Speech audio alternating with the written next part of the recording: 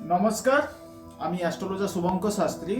আজকে আপনাদের সঙ্গে একটা ভালো ভিডিও নিয়ে উপস্থিত হয়েছি। ভিডিওটা হচ্ছে 2026 সালে মীন রাশি কিংবা লগ্নে জাতক জাতিকাদের কেমন কাটতে চলেছে তা নিয়ে আমি আলোচনা করব। তো ভিডিও শুরু করার পূর্বে একটা কথা বলে দিচ্ছি, যারা যারা এখনো পর্যন্ত আমার ভিডিওটি সাবস্ক্রাইব কিংবা লাইক কিংবা শেয়ার করেননি, অবশ্যই কিন্তু আপনারা করে দিবেন আর নোটিফিকেশনে বেল আইকনটা প্রেস করে দিবেন। আজকে যে বিষয়টা নিয়ে আপনাদের সঙ্গে আমি তুলে ধরবো, বিষয়টা হচ্ছে 2026 সালে বার্ষিক রাশিফল মীন রাশি কেমন কাটবে, কোন দিক থেকে তারা ভালো রেজাল্ট পাবে, কোন দিক থেকে তারা মন্দ রেজাল্ট পাবে। সম্পূর্ণ ভিডিওটা আপনি যখন দেখবেন, পুরোপুরি দেখবেন, আপনারা অবশ্যই কিন্তু বুঝতে পারবেন।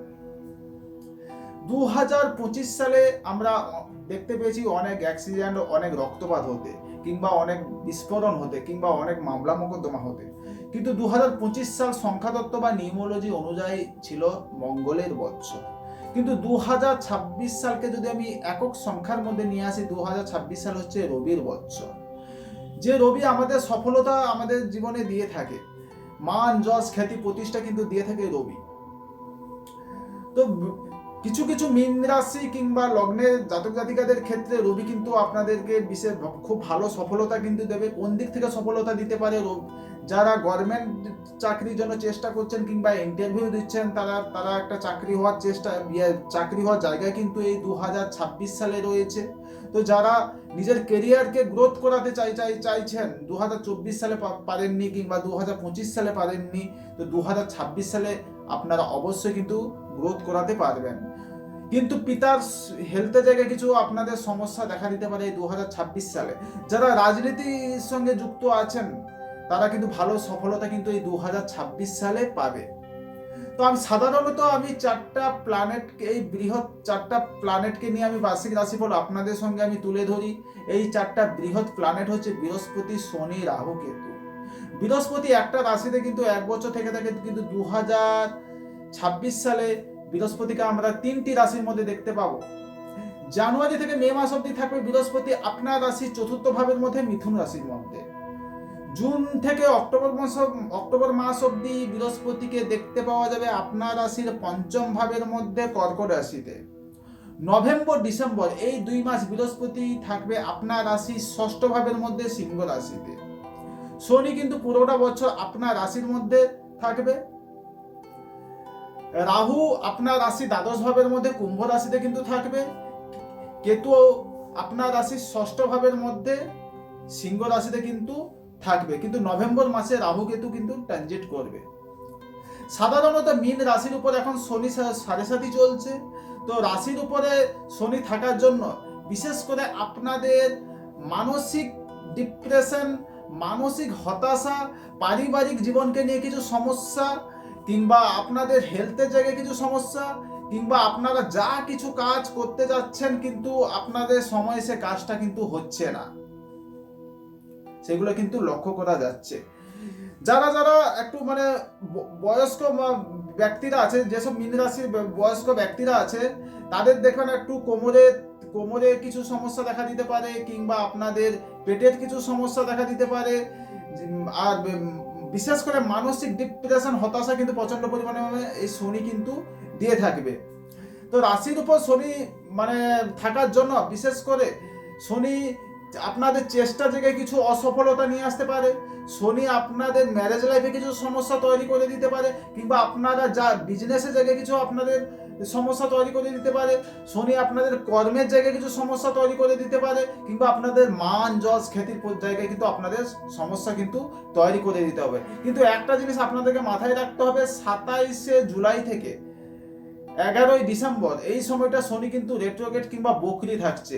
এই সময়টার মধ্যে আপনাদের অর্থনৈতিক সমস্যা কিছু দেখা দিতে পারে, কিংবা আপনাদের মানসিক চাপ কিন্তু বেশি দেখা দিতে পারে, কিংবা আপনাদের সন্তানের হেলথের জায়গায় কিছু সমস্যা দেখা দিতে পারে, কিংবা আপনারা নতুন কোনো বিজনেস যে করতে যাচ্ছেন সেই সময় বিজনেসের জায়গায় কিছু অসফলতা দেখা দিতে পারে।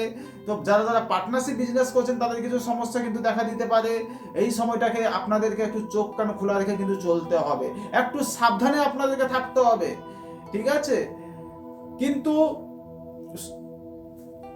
জানুয়ারি থেকে জুন মাস অবধি যখন বৃহস্পতি আপনার রাশি চতুর্থ ভাবের মধ্যে থাকবে, সেই সময়টা দেখবেন আপনাদের কিছু যারা যারা বাড়ি বানাতে চাইছেন কিংবা গাড়ি কিনতে চাইছেন, এই সময়টা কিন্তু আপনাদের জানুয়ারি থেকে এই মে মাস অবধি কিন্তু একটা ভালো সময় পাচ্ছে। এই সময় আপনারা কিন্তু করতে পারেন কিংবা যারা মানে বাস্তু বাড়ি কিনতে চাইছেন তাদের জন্য একটা ভালো সময় কিন্তু আমরা পাচ্ছি।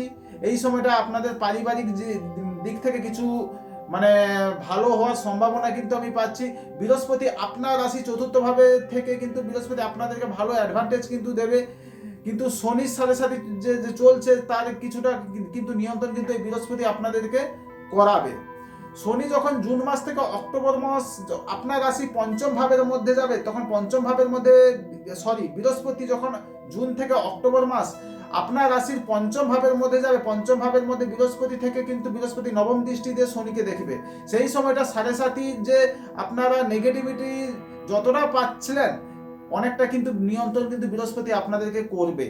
এই সময়টা দেখবেন পঞ্চম ভাবের মধ্যে বৃহস্পতি বসে আপনাদের একটা বহুত দিনে মনের ইচ্ছা একটা পূরণ করবে। যারা মানে কি বলবো টিচিং সেক্টরের সঙ্গে যুক্ত আছেন কিংবা যারা ব্যাংকিং সেক্টরের সঙ্গে যুক্ত আছেন বা কোনো জ্ঞানমূলক কর্মের সঙ্গে যুক্ত আছেন তাদের কিন্তু ভালো অ্যাডভান্টেজ কিন্তু দেবে।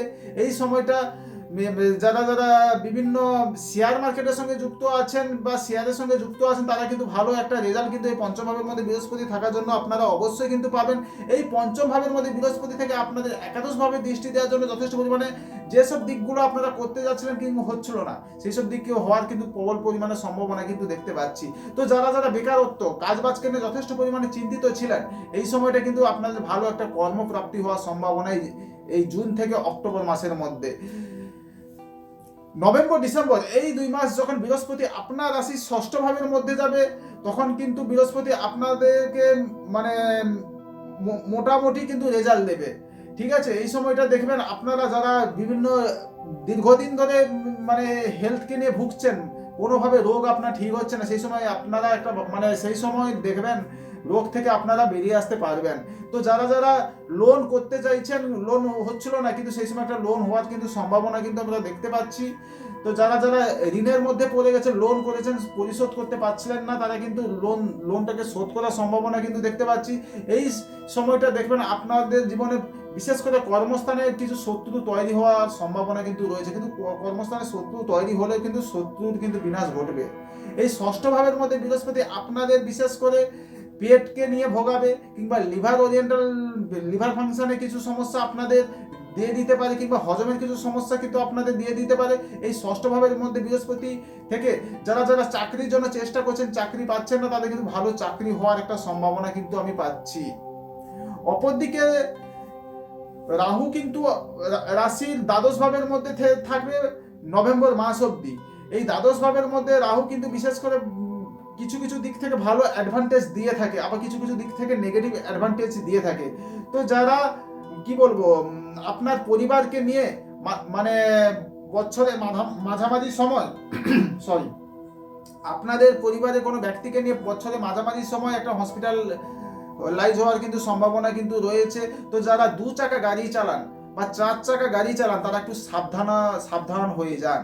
কেন 2026 সালে মীন রাশি কিংবা লগ্নে জাতক জাতিকাদের আপনাদের একটা অ্যাক্সিডেন্টের যোগ আমি কিন্তু প্রবল পরিমাণে দেখতে পাচ্ছি। আপনারা অবশ্যই কিন্তু সাবধান হয়ে যান।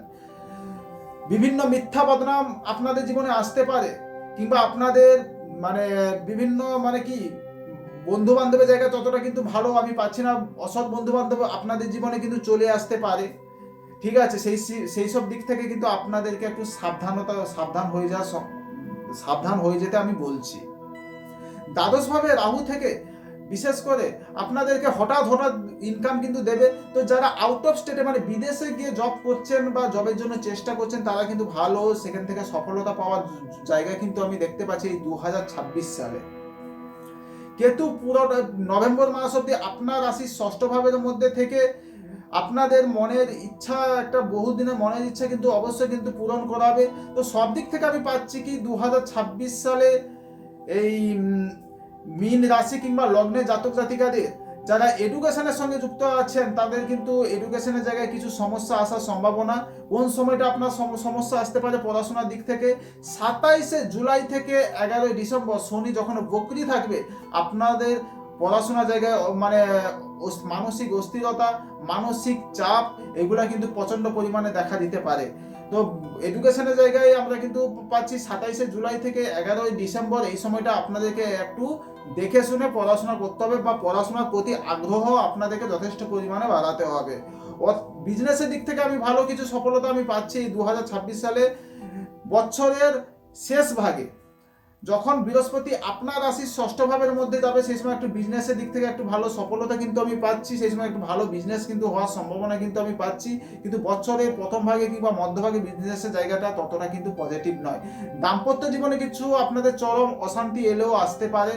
তো 2026 সালে পুরোটা বছর শনির 7.5-এর মধ্যে কিন্তু মীন রাশি চলছেন।